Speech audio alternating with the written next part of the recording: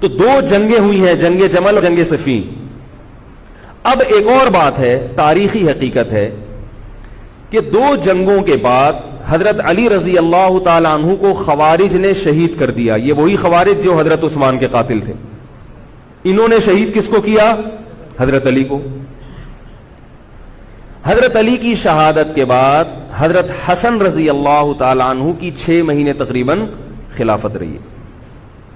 حضرت حسن رضی اللہ تعالی عنہ نے امت میں جوڑ پیدا کرنے کے لیے حضرت معاویہ رضی اللہ تعالی عنہ سے صلح کر لی اور خلافت سے دستبردار ہو کر حضرت معاویہ کے ہاتھ پر بیعت ہو گئے.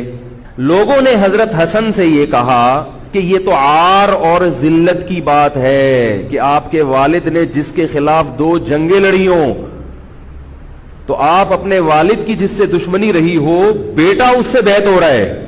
ہمارے ہاں اس کا تصور ہے. سیاسی لوٹے ہمارے ہاں بہت ہیں مگر وہ بھی دنیاوی مفاد میں دائیں بائیں لڑکتے ہیں. آخرت کی خاطر کوئی اپنے ہوتے سے دستبردار ہو جائے یہ نہیں ہوتا. حضرت حسن اہل بیت میں سے ہیں. حضرت حسن بیعت ہو گئے کس کے ہاتھ پر؟ حضرت معاویہ. لوگوں نے کہا یہ عار اور ذلت کی بات ہے. تو حضرت حسن کے وہ تاریخی الفاظ ہیں کہ میں دنیا کی ذلت کو جہنم کی آگ پر ترجیح دیتا ہوں. کیا مطلب؟ میں مسلمانوں کو آپس میں لڑتا ہوا نہیں دیکھ سکتا. میں نہیں لڑتا ہوا دیکھ سکتا. اب کوئی اس بیس پر حضرت علی پہ الزام لگائے کہ اس کا مطلب وہ لڑتا ہوا دیکھ سکتے تھے. بھائی ان کا جو موقف تھا, جو ان کی سمجھ میں آیا وہ انہوں نے کیا. حضرت حسن کا موقف اپنے والد کے موقف سے مختلف تھا. یہ اختلاف رائے ہو سکتا ہے. ان کا موقف یہ تھا کہ بھئی حضرت معاویہ حکومت کے اہل ہوں یا نہ ہوں یہ ایک الگ بحث ہے. اگر میں ان کے مقابلے میں متوازی حکومت قائم کروں گا تو پھر مطالبہ ہوگا حضرت عثمان کے قاتل سے قصاص, جو کہ ممکن نہیں ہے, اور پھر یہ لڑائی آگے چلے گی. تو بہتر ہے کہ دستبردار ہو جاؤ کہ حضرت آپ ہمارے خلیفہ ہیں, آپ ہمارے امیر ہیں. نبی صلی اللہ علیہ وسلم اس کی پیشگوئی پہلے کر چکے تھے. حضرت حسن رضی اللہ تعالیٰ عنہ کے بارے میں فرما چکے تھے کہ اللہ میرے اس بیٹے کے ذریعے مسلمانوں کے 2 فریق میں صلح پیدا کریں. علی بھائی ایک اور جو سوال آپ سے کیا تھا وہ رہ گیا کہ حضرت امیر معاویہ رضی اللہ عنہ کو حضرت امام حسن, اور اس پہ عرفان شاہ مرزی صاحب ایک مناظرہ بھی بڑا مشہور ہے, وہ میرا خیال ہے کسی مقدس. اچھا ہاں وہ میں سوال ہے وہ چھوڑ دو, مجھے سمجھ آ گئی. وہ آپ نے کہا تھا کہ وہ آپ نے اس میں سوال کر دیا تھا پہلے, یعنی وہ سارے معاملات جانتے ہیں صلح حسن کیوں ہوئی تھی. جی ٹھیک ہے جی, تو وہ حضرت حسن کے کھاتے میں ڈال دیتے ہیں. میرے بھائی حضرت حسن نے اس لیے صلح کی تھی کہ حضرت معاویہ وہ کچھ کرتے جس کی بنیاد پہ قاتلین عثمان کا مسئلہ. تو ذرا یہ ہمیں ناسبی بتا دیں کہ حضرت معاویہ کے 20 سالہ دور میں کون سے تختہ دار پہ قاتلین عثمان چڑھائے گئے ہیں. ٹھیک ہے, میں یہ سمجھتا ہوں کہ حضرت حسن کی صلح جو ہے نا, یہ اگر نہ ہوتی تو حضرت حسین کی قربانی رائے گاں جاتی, کیونکہ اس 20 سالہ دور نے بتا دیا کہ معاملات کہاں پر خراب ہوئے ہیں. حضرت حسن نے صلح کی تھی شرائط کے اوپر. وہ شرائط نہیں بتاتے. اہل سنت کی تمام جتنی معتبر تاریخ کی کتابیں ہیں, ایون حدیث کی جو شرح کی کتابیں ہیں نا, سب سے مشہور کتاب جو ہے فتح الباری ہے, صحیح بخاری کی شرح, ابن حجر اسقلانی, المتوفی 852 ہجری. یہ میں نے 72 حدیثوں میں بھی ڈالا ہے. ایڑا بم چھوڑ دیتا ہے نا ناسبیاں ہوتے, یہ قیامت تک روون گے. اس میں سب کچھ ڈالا ہوا ہے میں نے. صلح حسن والی حدیث بخاری سے ڈالی ہے 7109. آپ صلی اللہ علیہ وسلم نے فرمایا تھا یہ میرا بیٹا سید ہے, گود میں اٹھا کے. اس کی وجہ سے مسلمانوں کے 2 گروہوں میں صلح ہوگی. اس کی وجہ سے تو یہ تو نہیں کہا کہ معاویہ کی وجہ سے صلح ہوگی. قربانی کس نے دی؟ حسن ابن علی نے. اس کی وجہ سے صلح, یہ قربانی کرے گا, اپنی مسند چھوڑ دے گا جس پہ امت نے چنا تھا. تو انہوں نے صلح کی. اس کے ساتھ شرائط 7109 نمبر حدیث بخاری فتح الباری میں اس کی آپ پڑھ لیں, وہ ساری شرائط تھیں. اور کئی شرائط ہیں, موٹی موٹی شرائط میں نے اس میں لکھی ہیں. الاستیاب ابن عبد البر کی کتاب میں موجود ہے. الاصابہ ابن حجر اسقلانی کی 8000 صحابہ کی جو اسد الغابہ کی انہوں نے شرح لکھی ہے الاصابہ, اس میں موجود ہے. البدایہ والنہایہ ابن کثیر میں موجود ہے. اور فتح الباری میں اسی حدیث 7109 کے تحت جس میں کہتے ہیں نہیں حسن نے پیسے لے کے صلح کی ہے, وہ الفاظ تو پڑھیں کہ انہوں نے کس طرح, انہوں نے پورے الفاظ اس پہ کلیئر کیا. بھی ٹائم نہیں جس کو شوق ہو یہ پڑھے. پیسے لے کے صلح کی ہے. وہ تو انہوں نے ساری کے سارے معاملات کو پوائنٹ آؤٹ کیا ہے کہ اس وقت کیا ہو رہا تھا, کس طریقے سے گورنر جو ہے وہ خریدے جا رہے تھے. بہرحال یہ صلح کی شرائط سنیں.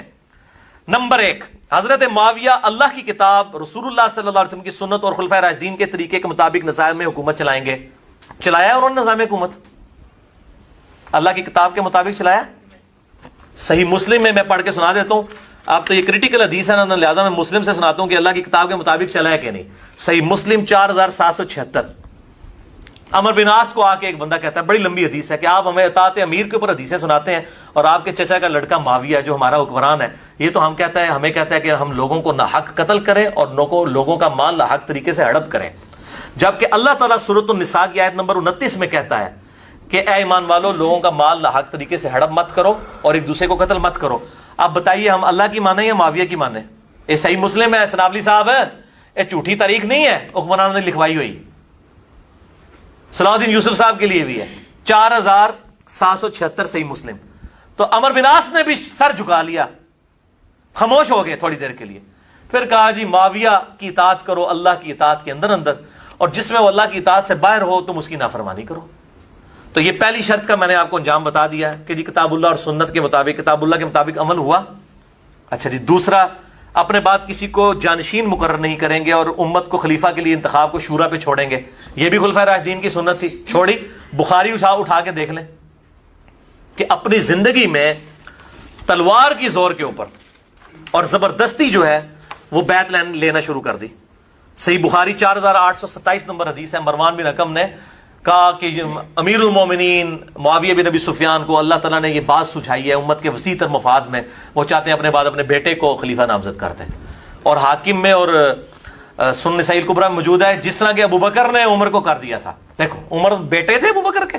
یہ پوری روایتیں, میں پھر اور پاسے ٹور پاؤں گا, جس کو شوق ہے یہ پڑھیں. میں نے اس میں یہ ساری روایتیں لکھی ہیں میرے بھائیوں, ساری کی ساری روایتیں.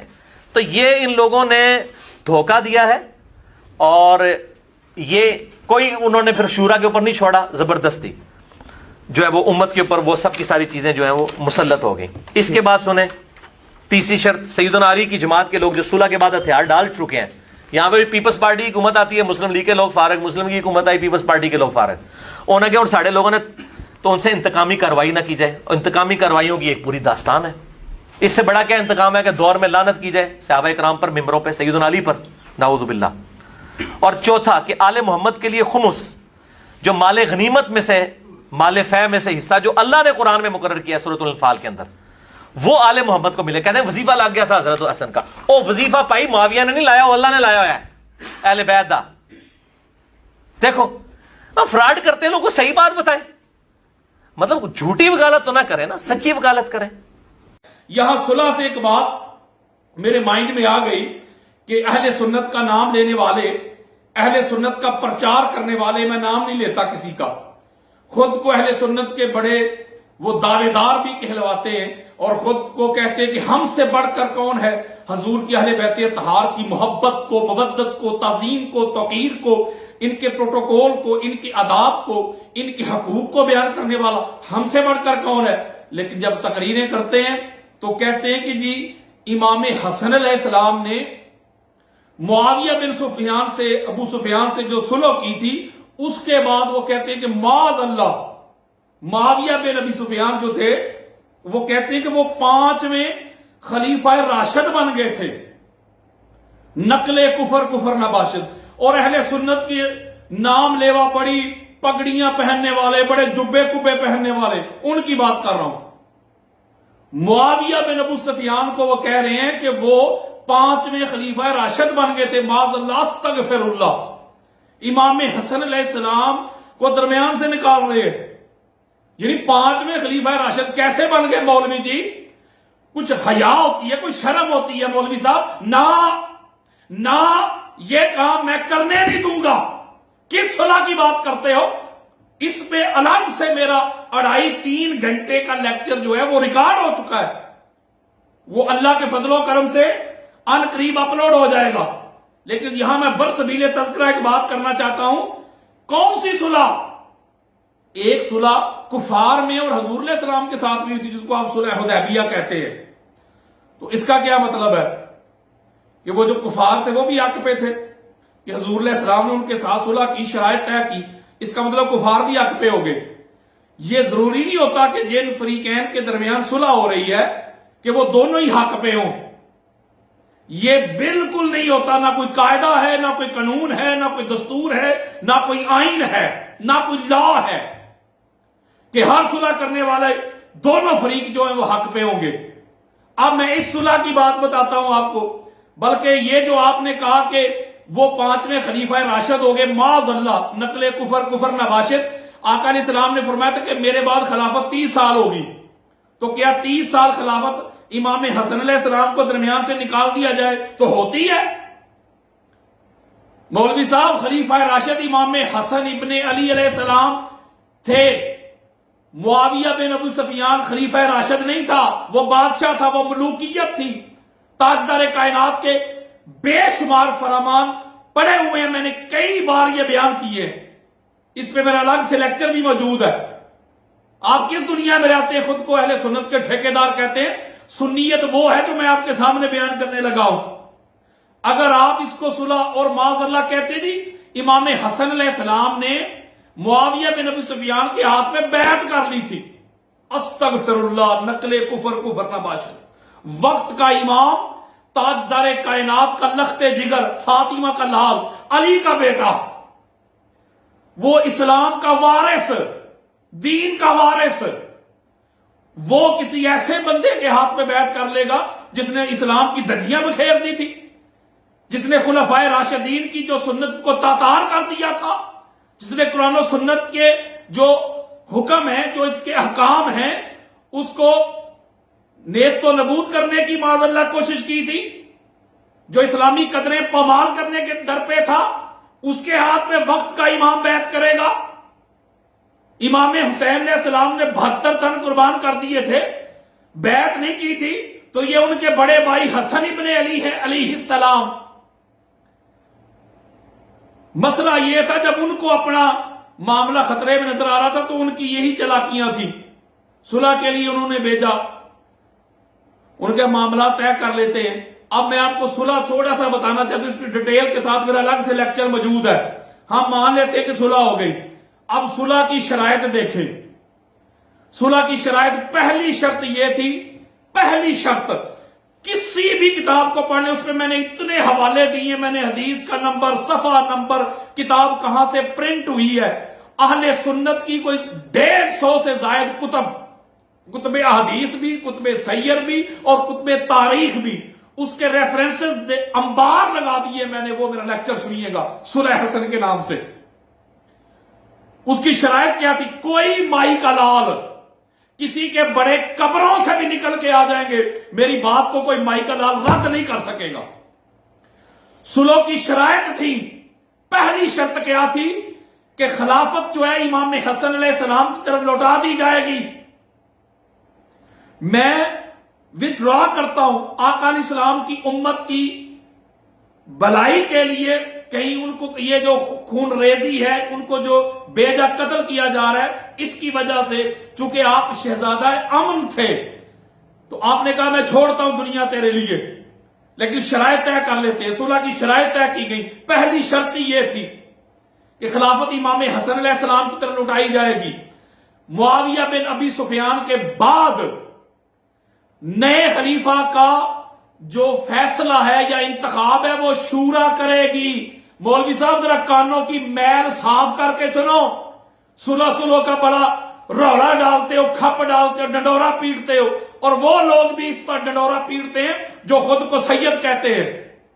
میں نام نہیں لیتا کسی کا، خود کو سید سادات کہتے ہیں اور کہتے ہیں ہم سید ہیں، ہم حسن علیہ السلام کی آل اولاد ہے. اور حسن علیہ السلام کی آل اولاد کے دعوے کر کے تو قصیدے پڑھتے ہو جو ساری زندگی امام حسن سے لڑتے رہے، مولا علی سے لڑتے رہے. اور حضور علیہ السلام فرما رہے نہ حضور فرما رہے علی سے لڑنا، زہرا سے لڑنا، حسن سے لڑنا، حسین سے لڑنا، محمد سے لڑنا ہے صلی اللہ علیہ وآلہ وسلم. اس کا مطلب ہے تم حسنین کریمین کے دشمنوں کے قصیدے نہیں پڑھ رہے مولوی جی، ملا جی، مفتی جی. تم تاجدار کائنات کے دشمنوں کے قصیدے پڑھ رہے ہو. تم حضور سے لڑنے والوں کے कसीदे पढ़ रहे हो, तो कहां के तुम सैयद हो, कहां के तुम इमाम हसन अलैहिस्सलाम के बेटे हो। मेरे बाप दादा को जो गालियां दे तो मैं क्या उसके साथ सुलह करूंगा, उसको अच्छा समझूंगा, उसके कसीदे पढ़ूंगा, मैं तो लानत भेजूंगा उस पर। तो तुम कैसे सैयद हो कि हसनैन करीमैन के साथ लड़ाई करने वालों को तुम कसीदे पढ़ते हो, उनको खलीफा राशिद कहते हो। किसी इमाम अहले सुन्नत ने उनको खलीफा राशिद नहीं कहा। मैं बताना चाहता हूं जो सुन्नियत को परखते हैं, इन 2 नंबर सुन्नियों को देख के सुन्नियत पे बयान अपनी राय कायम ना करना, सुन्नियत को पढ़ना। और सुन्नियत वही है जो अल्लाह के फजलो करम से मैं आपको सुना रहा हूं, मैं आपको पढ़ा रहा हूं, मैं आप तक पहुंचा रहा हूं। सुलो सुलो का रोड़ा डालते हो, मानते हैं। शर्त क्या थी कि मुआविया बिन अबी सुफियान अपने बाद किसी को अपना वली अहद बिल्कुल जानशीन डिक्लेयर नहीं करेंगे, मुकर्रर नहीं करेंगे। मौला कायनात, मौला कुल, मौला अली अलैहिस्सलाम पर जो मिंबरों पे सबो शतम करवाते हैं, इसको नहीं करवाया जाएगा, इसको बंद किया जाएगा। खुलफाए राशिदीन की सुन्नत पर अमल किया जाएगा, किताब सुन्नत पर अमल किया जाएगा, ये शराइत बता रहा हूं। और मौला अली अलैहिस्सलाम के जो मुहिब्बीन है, मोहब्बत करने वाले, उनको तंग नहीं किया जाएगा, उनको कत्ल नहीं किया जाएगा, उनको शहीद नहीं किया जाएगा। ये सुलह की शराइत थी मौलवी जी। पहली शर्त से शुरू हो जाओ। मुआविया बिन अबी सुफियान ने अपनी जिंदगी में अपने नापाक पलीद बेटे यजीद को उसके लिए बैत ली थी कि नहीं? और किधर गई सुलह मौलवी जी?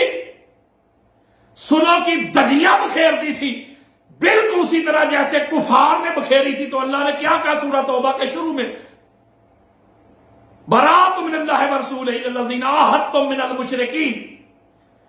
सुलह कैसी रही?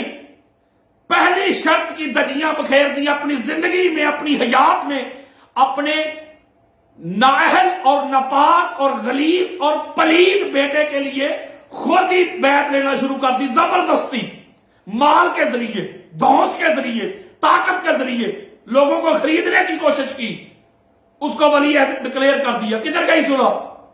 और मौला अली अलैहिस्सलाम पे सबो सितम, कहते थे चलो कोशिश करेंगे आपके सामने ना हो, दाएं बाएं करो। वो तो उमर बिन अब्दुल अजीज रज़ी अल्लाह तआला अन्हु के दौरे खिलाफत में आके वो सबो सितम उस शख्सियत ने बंद करवाया है। वो किधर गई सुलह? जो फैसला शूरा पे छोड़ना था, उस फैसले की दजियां उड़ा दी। और मौला कायनात के जो मुहिब्बीन थे, प्यार करने वाले थे, उनकी इज्जत करनी थी, उनको तंग नहीं करना था। तो हुजर बिन अदी रज़ी अल्लाह तआला अन्हु के साथ क्या सलूक किया गया? उनको शहीद किया गया, उनके रुफका समेत। और किधर गई सुलह? मोहम्मद बिन अबी बकर, उनको गधे की खाल में रख के जलाया गया। किधर गई सुलह?